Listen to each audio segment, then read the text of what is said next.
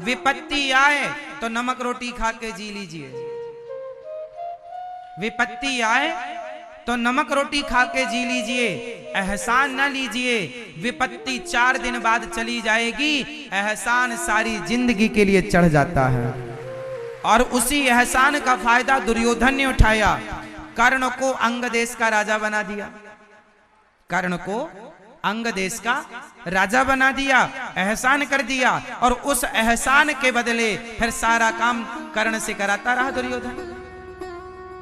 तो ऐसा भी एहसान ना हो कि उस एहसान के कारण तुम्हें किसी नारी का अपमान देखना पड़े, ऐसा भी तो एहसान ना हो ना।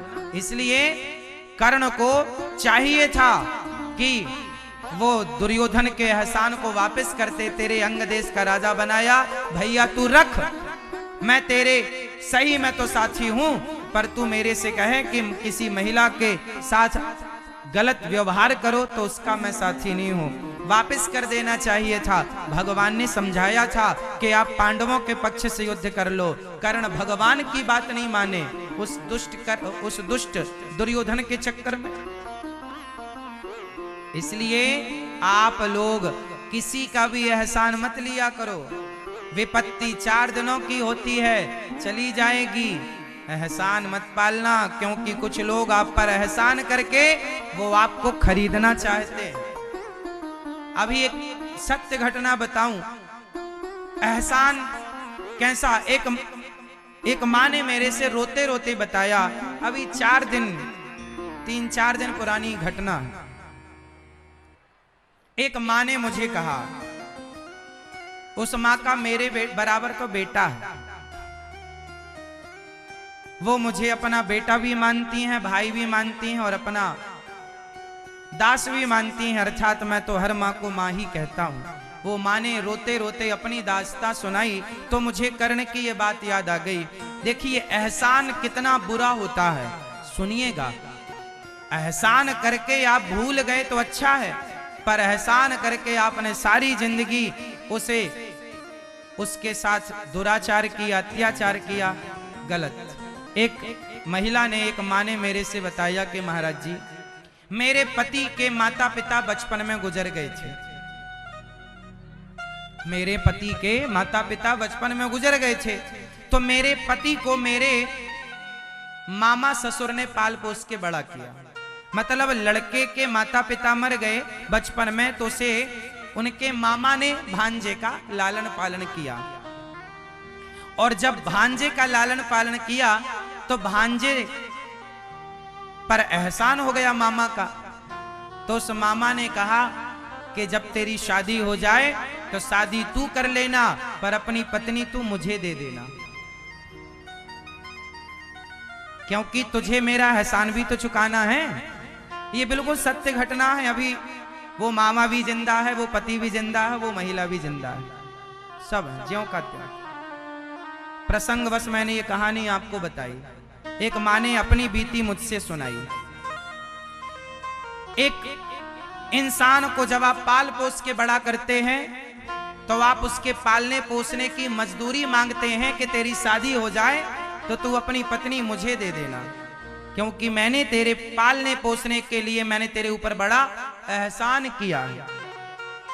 और वो लड़का भी, उसने जब शादी हुई तो उसने अपनी पत्नी से कहा कि तुम मेरे मामा के पास चली जाओ। तो पत्नी थी, उसने कहा मैं मामा के पास क्यों जाऊं, मैं तो आपकी पत्नी हूं। तो उसने कहा नहीं, मामा का मेरे ऊपर बड़ा एहसान है, उसने पाल पोस के बड़ा किया है, इसलिए तुम्हें जाना ही पड़ेगा। उसने दबाव बनाया पत्नी पर वो पत्नी तो पत्नी थी बेचारी, पतिव्रता थी, अच्छी थी, उसकी तरह नहीं थी। अब वो कहे कि जाओ मामा के पास और वो पत्नी कहे मैं नहीं जाऊंगी। इस चक्कर में उन पति पत्नी के रिश्ते भी, उनके रिश्तों में खटास आ गई। भाई कौन स्त्री कहेगी कि मैं अपने पति को छोड़ के किसी और पुरुष के पास जाऊं, ये तो उचित नहीं है, किसी भी प्रकार से सही नहीं है। लेकिन मैं आपको ये बात सिर्फ इसलिए बता रहा हूं कि समाज में आज कुछ लोग यदि आप पर एहसान करते हैं तो ये मत सोचना कि वो एहसान है, कल उसका मूल्य भी मांग सकते हैं वो लोग। सब लोग तो ऐसे नहीं होते, पर समाज में ऐसे भी लोग हैं। इसलिए विपत्ति 4 दिन की सहलो साहब, पर यह एहसान जीवन भर का। इसलिए कर्ण के ऊपर एहसान किया दुर्योधन ने, तो कर्ण को वो एहसान चुकाना पड़ा, गलत का साथ देना पड़ा। और केवल कर्ण ही शामिल है ऐसा नहीं। और सुनो, गुरु द्रोणाचार्य,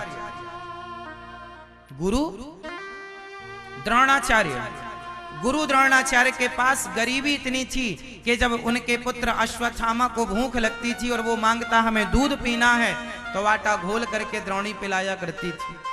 ऐसी गरीबी में गुजर करने वाले गुरु द्रोणाचार्य का साथ किसने दिया था? भीष्म पितामह ने। उन्हें अपने यहाँ का गुरु बनाया था, शिक्षा गुरु बनाया था, बच्चों को पढ़ाओ लिखाओ।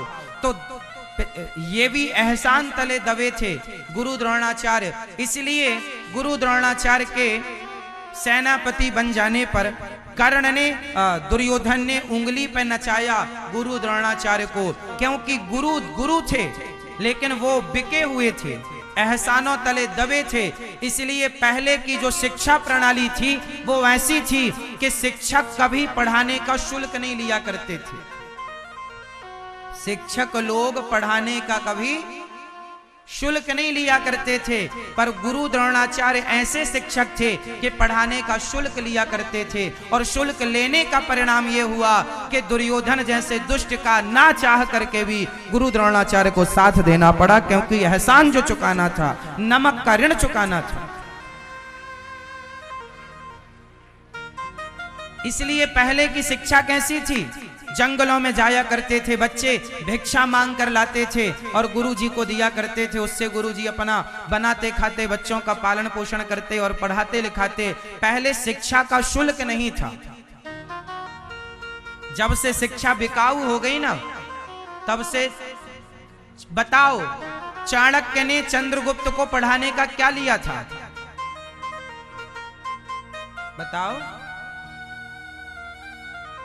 क्या लिया था? आज तो गली गली शिक्षा बिक रही है। हर गली मोहल्ले में आपको देख लो, शिक्षा। किसी के पास योग्यता है, काबिलियत है, तो वो बेच रहा है अपनी शिक्षा को, अपनी काबिलियत को। इसलिए कहता हूं कि शिक्षा गुरु द्रोणाचार्य ने दी, पर शुल्क लेकर दिया। इसलिए उन्हें गलत दुर्योधन का साथ देना पड़ा। भीष्म पितामह बड़े थे, पर दुष्टों के बीच में वो बोल ना पाए।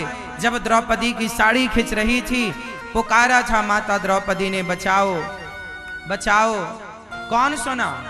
सबके मुंह में ताला लगा, क्योंकि एहसान तले दबे हैं। जबकि पितामह स्वतंत्र थे, पितामह चाहते तो वो निर्णय ले सकते थे, द्रौपदी की लाज बचा सकते थे। पर पितामह जैसे दिग्गज जब चुप्पी साध कर बैठ जाते हैं, तब महाभारत हुआ करता है। कई बार घर में बच्चों के ऊपर, बहू के ऊपर आपका ही कोई अत्याचार करता है और घर के बड़े बुजुर्ग सब जानते हुए चुपचाप बैठते हैं, तब जाके महाभारत होता है। तुम्हारा बेटा हो या तुम्हारी बहू, तुम्हारी पत्नी हो या तुम्हारी बेटी, घर में यदि कोई गलत कर रहा है और आपको पता है कि गलती इसकी है और निर्दोष पिस रहा है, तो आप न्याय क्यों नहीं करते? पितामह के ना बोलने से महाभारत हो गया।